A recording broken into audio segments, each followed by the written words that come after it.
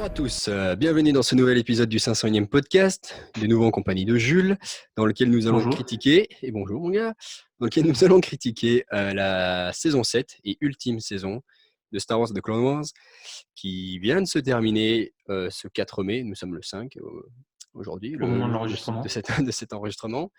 Une conclusion épique, on peut dire ça, de cette saison, et surtout un dernier Avec un peu de arc. retard.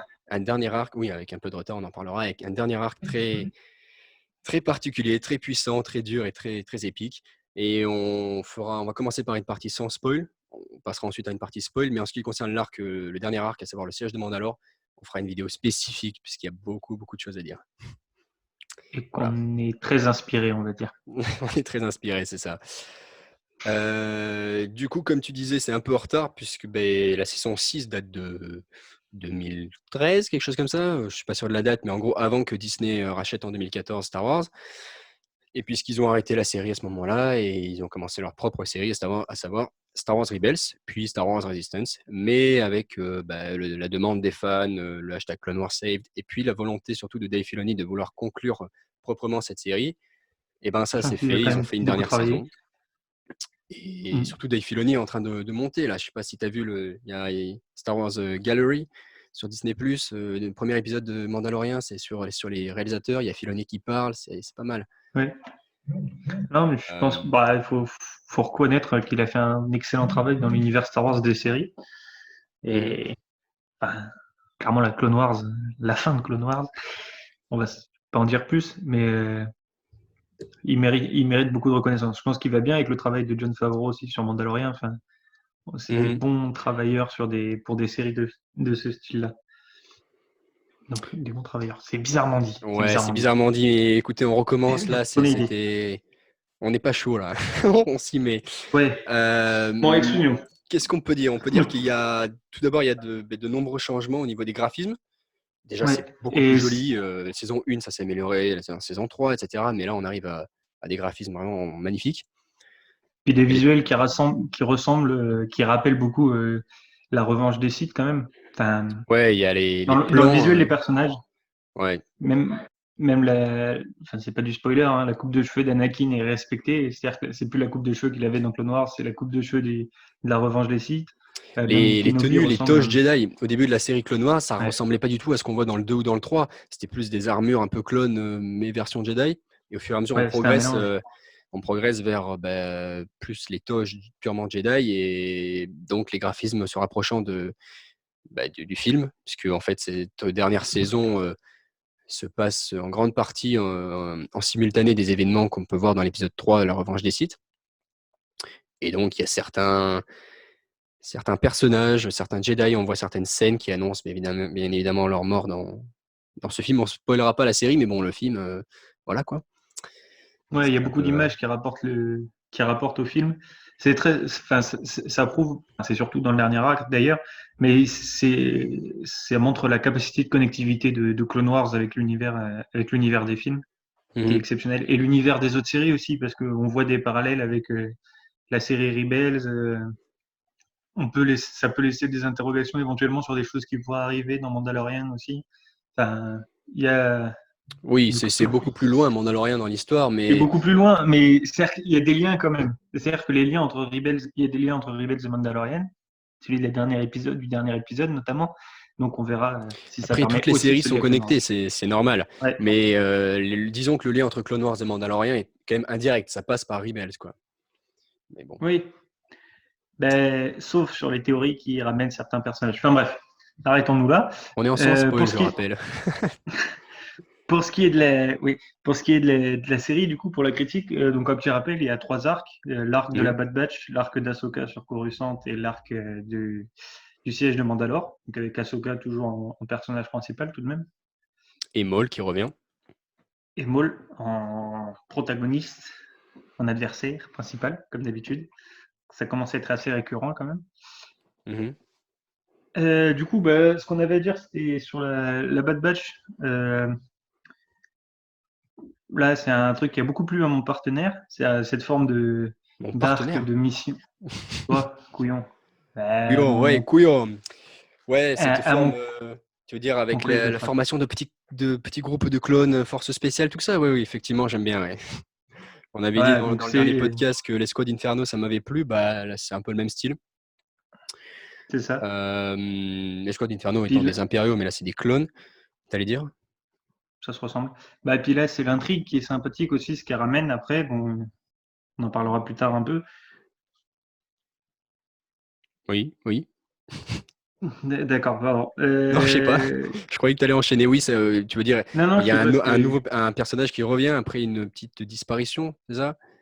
Non, non, oui, mais voilà, mais je voulais savoir si tu avais beaucoup de choses à dire sur la Bad Batch. On va peut-être essayer de faire rapidement, Bah, la parce que Bad sans Batch, oui, spoiler. ce personnage, ça faisait partie de un de mes personnages préférés et j'apprécie le côté force spéciale. Donc, on a le personnage, le chef qui s'appelle Hunter, c'est un sergent. On a la grosse brute, si vous voulez, qui s'appelle Wrecker, un technicien qui ne sont pas trop fichés pour le nom, Tech, et puis un sniper, Crosshair. Bon, c'est un modèle assez récurrent dans ce genre d'intrigue. C'est C'est pas assez très simple. innovant, mais en revanche, ils vont chercher un personnage en particulier qui est qui a un gros lien avec Rex et donc Anakin, puisqu'il les accompagne. Et il y a également, disons, des trucs assez cool, puisqu'on voit qu'on se rapproche progressivement de la revanche des Sith. Et on a une scène avec Padmé qui est assez intéressante, mais que bon, je ne traiterai pas sans spoil, mais qui, qui explore les liens entre Anakin et Padmé comme on peut les connaître dans les films, mais surtout le fait qu'Obi-Wan connaisse ou pas leur relation et le Ouais, fait que Rex cache un peu cette relation, ou en tout cas participe à ce... à ce mensonge et Voilà. honté. Après, du coup, le deuxième arc, c'est l'arc d'Ahsoka. Donc Mhm. là, qui est un arc, on n'a pas Après avoir forcément, quitté le temple Jedi. ouais, on n'a pas forcément le même avis, mon collègue et moi.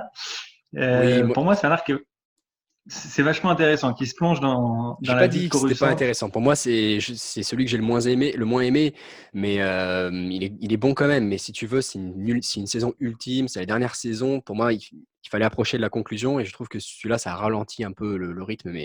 Mais sinon, j'apprécie Ouais, vraiment de sortir dans l'univers, disons, du commun des mortels dans Star Wars, quoi. voilà. Et du coup, voilà, c'est ça. C'est un univers qui joue à la connectivité, qui explique, alors on va pas le dire pourquoi, mais qui explique aussi la place dans, de certains personnages dans le siège de Mandalore. Ça permet de remettre en place et ça permet de voir, de se rapprocher un peu du point de vue de la galaxie sur les événements, sur les Jedi, même au cœur de Coruscant. Mhm. Ce qui est assez sympa, et c'est l'élément connecteur qui permet d'introduire le siège de Mandalore, donc qui, ouais, nécessaire. Puis j'aime beaucoup cet aspect où on quitte les grands militaires, les clones, on quitte les Jedi, les Sith, on va vers ce qui semble composer la vie des bas-fonds de Coruscant, et je trouve ça très intéressant. Et pour moi, c'est en compétition avec la Bad Batch pour Oui, l'appréciation. je peux le comprendre. Mais pour revenir juste sur un point, tu parlais de connectivité ou de connexion avec le reste de l'univers Star Wars. C'est lié donc au reste de Clone Wars et puis euh,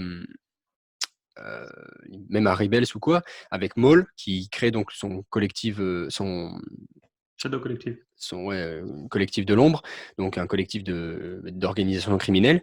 Mais c'est surtout lié à Solo, cet arc, puisque dans Solo, on voit que Maul dirige un truc qui s'appelle l'Aube écarlate. On ne sait pas trop comment c'est passé du collectif de l'ombre à l'Aube écarlate. Et, euh, et on voit surtout Kessel. Et Kessel est présent dans cet arc, donc que ce soit le côté mine, comme dans Solo, ou le côté Voilà. très riche, très, très agricole. Donc on développe un peu plus des aspects qu'on connaissait déjà, et ça, c'est toujours enrichissant, quoi.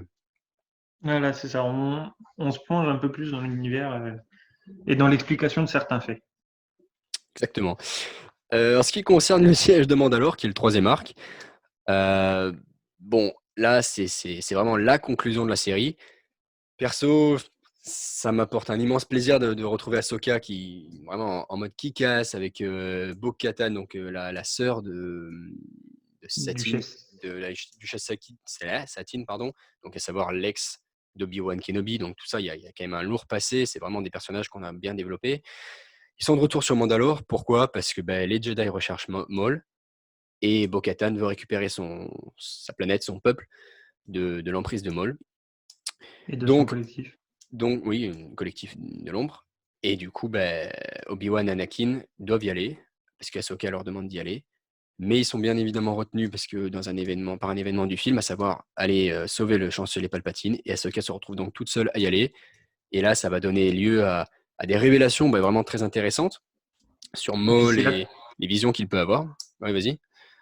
non, puis j'allais dire, c'est là que commence la revanche des Sith et ça a un aspect et une saveur tout particulière de savoir exactement ce qui se passe d'autre dans la galaxie en même temps, de ce parallèle qui permet de Mhm. vraiment compléter les événements complexes de la fin de la guerre des clones et puis à la fin de l'Ordre 66, comme ça avait été Ouais, ouais, annoncé avant de sa sortie. on a, on a Obi-Wan qui à un moment parle du fait qu'Anakin ait tué Dooku et qui il donne son avis sur cet événement alors qu'il ne le donne pas dans le film. Euh, donc ça apporte quelque chose de plus. On a bien évidemment la mention du fait qu'ils vont chercher Grievous. L'ordre 66, ça arrive tout ça en même temps, mais c'est pas mentionné puisque bon, on va le vivre. Donc c'est quelque chose de, disons, de très De tragique. majeur. Qu'est-ce qu'il y a comme parallèle? À un moment, il y a une conférence holographique à laquelle Ahsoka participe avec Windu, Yoda et Ki-Adi-Mundi, qui sont tous des Qui Jedi est de dans le film. l'ordre. Et quoi?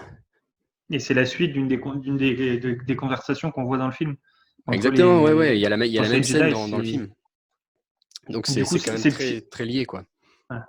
Ces petits rajouts qui permettent de vraiment, en plus, ça permet de relier vraiment le Clone Wars au film. C'est-à-dire que jusque-là, Clone Wars, ça expliquait ce qui se passait entre les deux, entre l'attaque des clones et la revanche des Sith. Et là, c'est plus qu'une explication entre les deux, c'est vraiment un lien complet et une compréhension beaucoup plus complète de l'univers. Mhm. Oui, oui, mais on arrive à un point où, du coup, tous les personnages sont à la fin de leur arc narratif et vraiment, on a vraiment vécu plein d'aventures avec eux. Maintenant, on n'est plus à simplement créer une nouvelle aventure, c'est vraiment conclure sur le développement de ces personnages-là. Et une série qui porte sur un capitaine clone et une jeune Jedi, avec l'histoire Star Wars des préquels, la série ne peut conclure que sur l'ordre 66.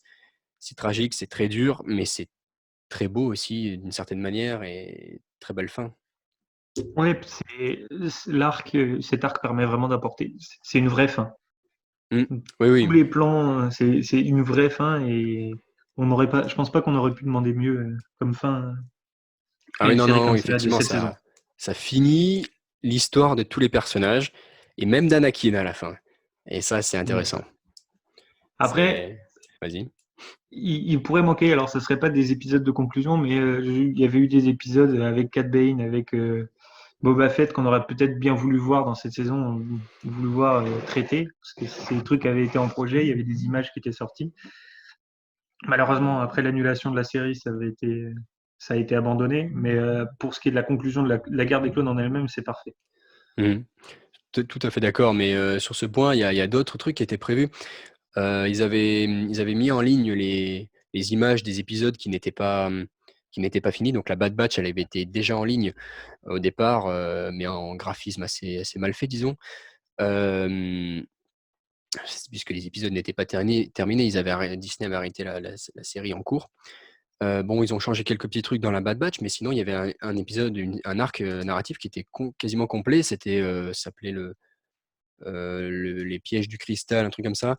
En gros, ils allaient chercher Grievous devait capturer un cristal vert immense et Obi-Wan et Anakin ne comprenaient pas trop de quoi il s'agissait. En fait, les séparatistes étaient déjà en train de créer L'étoile de la mort. l'étoile de la mort et donc on, on enrichissait l'enquête qui ensuite est continuée par Saw Gerrera dans Rebels et également dans Rogue One. C'est la conclusion de cet arc-là. Donc cet arc-là a été un peu délaissé, mais parce il devait avoir juste 12 épisodes pour conclure.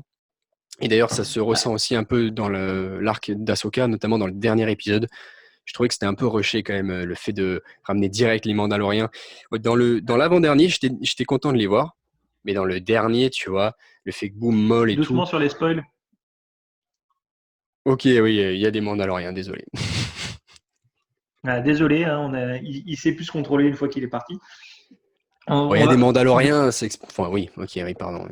Ouais. Ça paraît logique, mais je t'arrête avant que tu en dises plus, hein, parce que une fois que tu es Ouais, parti, logique, tu le es siège parti. de Mandalore, bon, Oui, enfin là, tu parles de l'arc d'Ahsoka. Oui, mais voilà, c'était chute.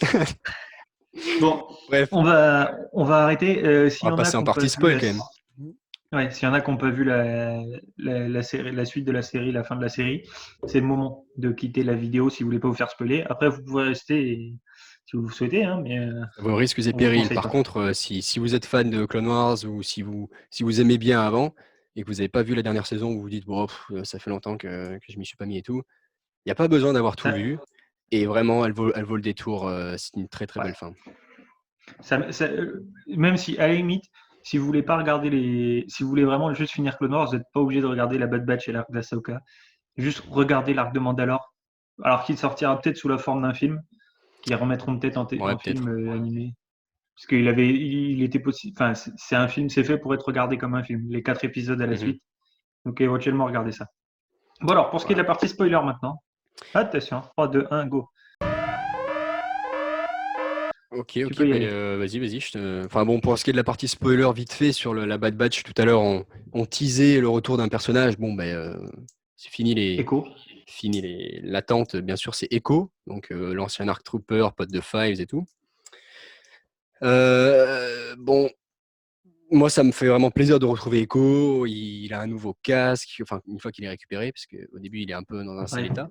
C'est un peu de la torture. D'ailleurs, cette scène, elle est assez dure. Enfin, Ouais, non, la scène est assez violente, mais le retour est sympa. Et moi, ce que j'aime particulièrement, c'est qu'on voit revenir ce personnage. Nous, on a envie qu'il soit gentil, mais la Bad Batch est pas au début convaincue qu'il soit de notre côté. Ils ont peur qu'il ait été retourné. J'aime bien cet aspect. Et j'aime beaucoup les relations de la Bad Batch d'une manière générale avec les clones, les les regs, les normaux, en fait. Ça apporte beaucoup à la compréhension des clones. Oui, parce que cette Bad Batch, dont le nom c'est Clone Force 99, donc en référence au clone qui s'appelait 99, qui était un clone défectueux. Tous ces quatre-là, clones, ils sont défectueux. Et d'ailleurs, ça viendra jouer sur la conclusion de cet arc. Mais bon, je voulais revenir sur un truc que tu avais dit, mais j'ai complètement zappé, donc je vais continuer sur ça. À la fin, donc, Echo choisit entre Rex, revenir dans la 501e ou la Bad Batch. Et au final, c'est devenu qui il est, Echo, c'est devenu un défectueux en fait. C'est devenu un clone qui n'est plus exactement un clone. Et cette série, elle pose vraiment des questions et elle explique qu'est-ce que c'est qu'être un clone. C'est être humain, mais c'est quand même être comme tous ses autres frères. Et donc ça reviendra ensuite dans la conclusion. Mais là, c'est qu'est-ce que c'est qu'un clone, donc un humain cloné qui a été contrôlé par des droïdes pendant des années. Est-ce que c'est toujours un humain, quoi? C'est pour ça que la Bad Batch ne lui fait pas vraiment confiance au début. Non, oui, la force là, de cette série, c'est alors au début, avant de récupérer Echo, c'est qu'ils nous introduisent donc ces 4 nouveaux personnages, cette nouvelle équipe qui est différente des autres, qui se moque des clones normaux en plus. C'est pas du mépris, mais de la moquerie. Et leur dynamique d'équipe est quand même vachement sympa. Et le retour d'Echo là il va parfaitement dans cette équipe en fait à la fin. On le sait qu'il va y aller avant que lui il y aille, mais c'est une belle dynamique d'équipe. Mais au-delà de ça, j'aurais bien aimé le retrouver quand même. Ils nous introduisent une nouvelle escouade et bon. Ouais, mais il restait le temps que pour 3 arcs. Donc après, on peut éventuellement avoir un livre, un comics sur la Bad Batch dans laquelle sera Echo. On verra à ce moment-là. Mais surtout, moi, il y a un aspect qui m'avait énormément plu, c'est quand ils attaquent la base pour récupérer Echo. Ils n'ont pas le droit d'attaquer cette base. La République ne soutiendra jamais ça. C'est les méthodes de la Bad Batch, c'est les méthodes d'Anakin et donc de Rex par extension. Ça, c'est pas un souci. Mais c'est ce côté aussi qui ramène un peu à la politique dans l'opposition. C'est-à-dire que vous avez aucune preuve qu'il se passe quelque chose ici qui a un rapport avec la guerre et vous n'avez pas le droit d'attaquer. Normalement, je trouve ça assez. Ça complète assez bien la compréhension. C'est-à-dire qu'on ne reste pas dans une optique de bourrin à la base où on attaque comme des bœufs et on détruit tout sur notre passage pour récupérer Echo, quoi. C'est un peu plus complexe que ça et ça justifie l'utilisation de la Bad Batch. Et je trouve ça, du coup, ils les ramènent pas juste pour les ramener, comme quand ils nous ont fait voir les commandos clones pour ramener des cercueils, quoi. Oui, bon, ça, c'était un peu inutile, mais bref. Mais pour revenir sur tu dis les méthodes d'Anakin, on connaît les méthodes d'Anakin, mais le personnage a évolué et on se rapproche de la revanche des Sith. Et donc, bon, Il est on plus voit par grand. rapport à la scène que je disais par rapport à Padmé, on voit qu'elle est enceinte, on voit comment Rex la protège, enfin, protège leur relation. Mais c'est aussi Je sais que, pas qu'elle est enceinte à ce moment-là, théoriquement. si, elle est enceinte à ce moment-là. Mais normalement, Anakin, il le sait pas. Parce que Anakin, il apprend qu'elle est enceinte au début de l'arc de Mandalore, quand il tue Dooku. Euh, c'est pas faux, Il c'est y a pas des- faux. Je vois de quelle scène tu parles, mais pourtant, je suis quasiment sûr que dans l'épisode de la Bad Batch, elle se tient le ventre, tu sais, en mode enceinte, quoi. Enfin, bon. Je suis pas sûr, je vérifierai sur l'image, je les ai pas sous les yeux, mais je crois qu'elle est déjà enceinte dans la Bad Batch. Enfin bref, ce que je voulais dire, c'était que Anakin progresse vers le côté obscur dans la revanche des Sith, pardon. Et là, à la fin, quand la Bad Batch récupère, enfin c'est pas la fin, mais quand la Bad Batch récupère Echo, euh, Mhm. ils ont mis des explosifs et ils auraient pu ne pas s'en servir et juste sauver Echo, tu vois. Et Wrecker, c'est la grosse brute de l'équipe, qui veut absolument détruire le plus grand nombre de droïdes et qui fait des pompes avec des droïdes gonk. Ce type de Ouais, il est un gars-là, peu. Anakin lui donne le détonateur avec un sourire très. Un sourire complice, tu vois. Mais en fait, il lui donne un détonateur pour tuer mais des milliers de. Bon, pas des êtres humains, il y a peut-être des êtres humains sur le navire, mais en tout cas surtout des droïdes. Et ça montre quand même un peu son. Avant, il était rusé, il passait en mode furtif et tout. Mais là, il passe en mode furtif, mais après, il détruit tout sur son passage et on approche, tu vois, du Dark Vador. Enfin, je Ouais. trouve. Ouais, non, il est beaucoup plus violent dans cette saison-là qu'avant. Enfin, il y a aucun doute sur ça. Mais ça se rapproche un peu, ouais. Attends, je suis en train de Tu chercher, fais des de voir recherches si sur. je retrouve les images. Ok, Les mais images de Padmé, bon, j'y arrive pas. Bon, c'est pas grave, oublions ça. Parce que théoriquement, à ce moment-là, en tout cas, si elle se tient le ventre et qu'Anakin s'en rend pas compte, c'est que c'est un boulet. Parce qu'il est réellement surpris. Voilà. Bon, après, on le sait, hein, Anakin, il a ses moments de faiblesse, il déteste le sable. Enfin, voilà. On va pas lui en vouloir. Le pauvre garçon, il a beaucoup de choses auxquelles réfléchir déjà. ouais, mais sinon, il y avait une scène aussi, je voulais te dire ce que tu en penses. La scène du. Tu sais, ils font la course, Wrecker et Crosshair, pour qui va en détruire le plus. Et Mhm. Wrecker, il est vraiment en avance et enfin, il a détruit tout sur son passage. Et Crosshair, il a juste mis des petits trucs sur les murs. Tu te dis, mais il a rien fait, quoi. Je me suis dit, ouais, ok, ça va être des explosifs. Mais je me suis dit, mais c'est bizarre avec un sniper. Et un truc auquel j'avais pas pensé, des sortes de. Comme pour refléter la miroir, mais comme pour refléter la lumière, des miroirs, mais pour les lasers, quoi. Et Ouais. il fait que des headshots. C'était magique, cette scène. Ah, cette scène, elle est magnifique. Et c'est l'une des forces de la dernière saga, c'est qu'ils ont tout donné pour avoir des scènes qui sont vraiment puissantes à chaque fois et qu'on des combats. Dans toutes ces saisons, on a les meilleurs combats de la série, quoi. Mhm. Et là, on a l'excellence des clones au combat dans cette série, dans cet arc-là. La Bad Batch, c'est l'excellence des clones au combat, même quand ils sont défectueux. Et Rex au milieu, il est C'est pas pas en même reste, quand hein. ils sont défectueux, c'est les défectueux sont au-dessus, tu vois. Ouais.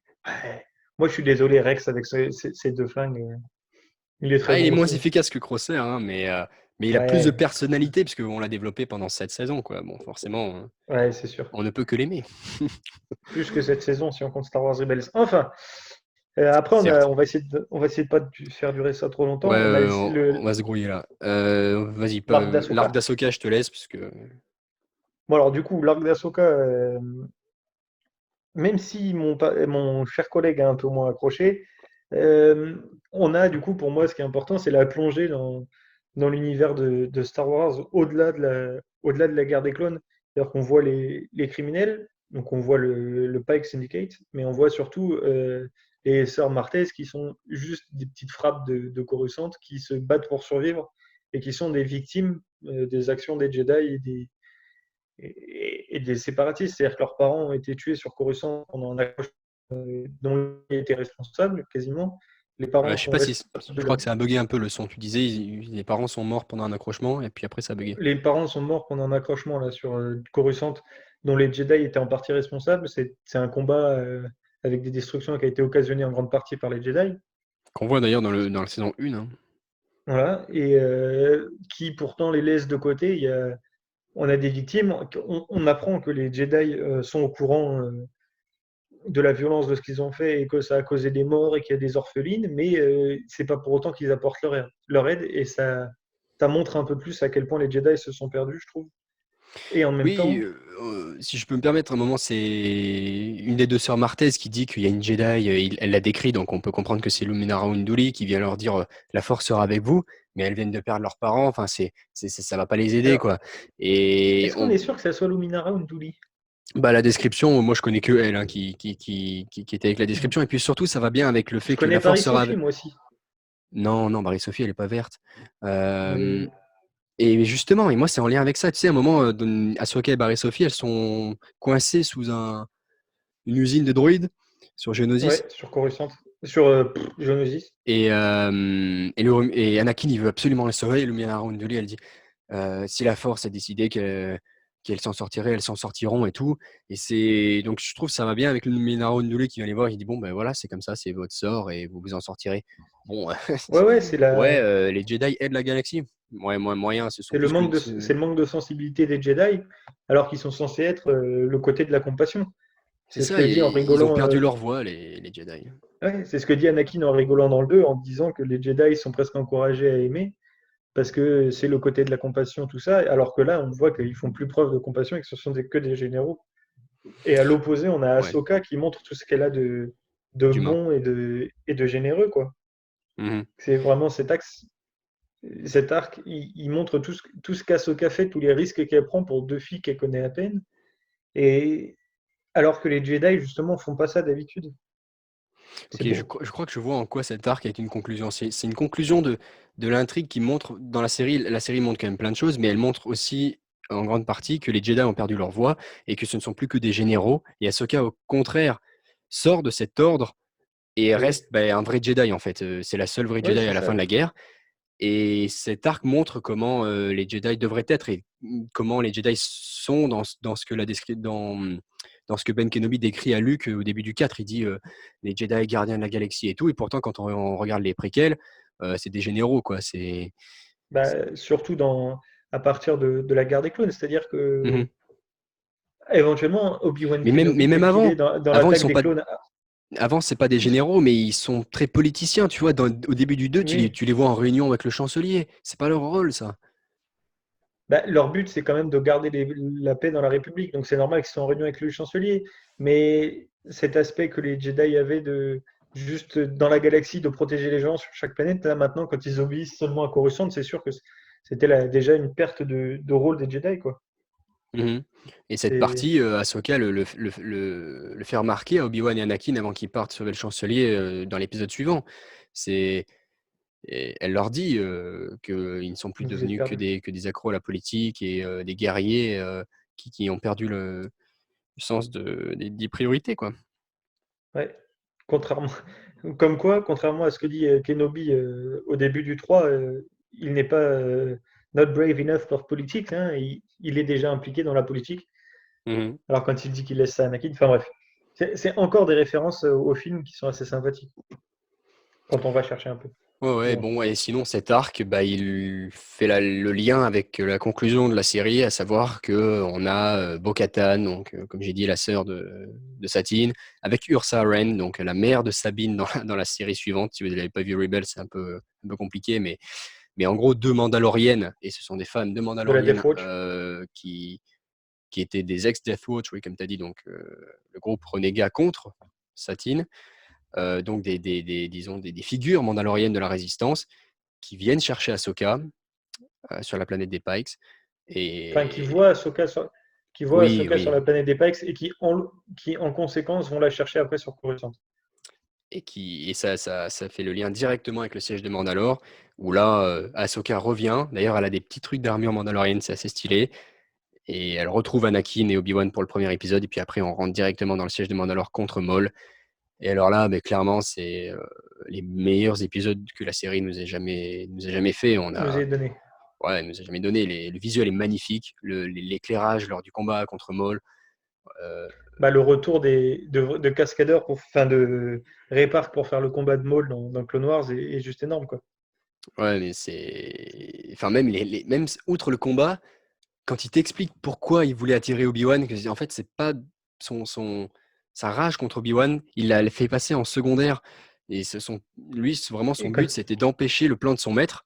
Et on comprend, et les révélations sont vraiment très logiques en fait, et se lient très bien avec le reste de la saga. Le fait d'attirer Obi-Wan et Anakin, donc il a l'intention de les tuer tous les deux, mais il sait déjà que s'il tue Anakin, il tue celui qui est censé aider Palpatine à amener son nouvel ordre dans la galaxie. Son but, c'est surtout de tuer Vador, oui, le futur Vador. Puis, bon, s'il peut en profiter pour tuer Obi-Wan au passage, ça sera avec plaisir quand même. Oui, mais il explique clairement qu'il avait un seul mot en tête, c'est le Premier ministre Almec qui le dit, c'était Skywalker. Obi-Wan, il est secondaire, c'était le piège, Obi-Wan, c'était l'appât, c'est tout. Oui, c'est sûr. Mais là, du coup, puis en plus, il y a une espèce de symbolique dans ces épisodes. C'est déjà rien que dans le titre des épisodes, c'est l'apprenti fantôme. Le premier, c'est ça? Non, le premier, c'est Old Friends Not Forgotten, mais le second, c'est l'apprenti fantôme. Ouais. L'apprenti fantôme. Je sais plus quel est le titre du premier en VF. Mais la menace fantôme, c'est sûr que oui, bon, c'est assez clair. Le retour à la menace fantôme. Ça rappelle aussi la fin de la saison 2 de Rebels où c'est la chute de l'apprenti. Donc là, il y a encore Maul et Ahsoka. On a une vraie relation qui s'est établie dans Clone Wars entre Maul et Ahsoka et qui se poursuit en plus dans la suite de l'arc de Mandalore. Enfin bon. Un parallèle, mais on développera ça dans une autre vidéo. Mais dans une vidéo sur l'arc de Mandalore. Mais c'est vrai qu'il y a un vrai parallèle entre les deux personnages. Et ouais, mais je voulais pas te couper, vas-y, finis ta phrase au moins. Mais... non, mais là c'est bon, moi je m'arrête là parce que sinon après on est parti à parler de Mandalore pendant 20 minutes. Ouais, voilà, mais donc oui, une excellente conclusion sur Mandalore, d'ailleurs, qui se finit pas sur Mandalore même, mais vraiment les enjeux sont énormes et l'Ordre 66 est très bien fait, je trouve, mais bon, dur à encaisser. Voilà. Ouais, et puis bon, faut admettre que juste rapidement sur le dernier épisode, Rex contre tous ses frères, l'enterrement de tous les clones sur la Lune par Rex et Ahsoka, le casque de Jesse qui dépasse devant, enfin c'est dur et ça montre vraiment la fin de la guerre des clones parce que ça montre aussi par cette image-là, ça montre la fin de une bonne partie de la 501e pendant que le reste attaque le temple de Coruscant, donc c'est terrible. C'est terrible. Ouais. Ça va, te montre pas. Non, mais je suis d'accord, je suis tout à fait d'accord. Et puis c'est moi aussi, t'inquiète. Mais c'est le passage d'Ahsoka vraiment dans l'équilibre de la Force après Qui-Gon. Soit tu peux l'avoir comme la vraie Jedi, soit tu peux l'avoir comme le véritable équilibre de la Force. Et je pense que c'est plutôt vers ça qu'elle va, puisqu'après, elle porte les deux sabres blancs qui sont quand même un bon symbole. Je pense. Puis elle ressemble à ce à quoi elle ressemble aussi à la fin de Rebels. Elle a son grand manteau blanc. Le mode Gandalf. C'est plein de parallèles. C'est énorme. Ouais, vraiment très très bonne conclusion et je pense qu'on fera l'épisode après. Donc voilà, n'hésitez pas à écouter l'épisode uniquement sur l'arc de Mandalore parce que là on vous a balancé quelques petites infos dans le désordre, mais parce que on sait qu'on a beaucoup de choses à dire et on ne veut pas faire trop long sur celui-là. Bon. Voilà. Écoutez, je vous souhaite une bonne journée ou une bonne soirée et may the force be with you. Bon, on l'a enregistré un jour trop tard du coup, mais excusez-moi, il y avait des examens. Exactement, allez, que la force soit avec vous.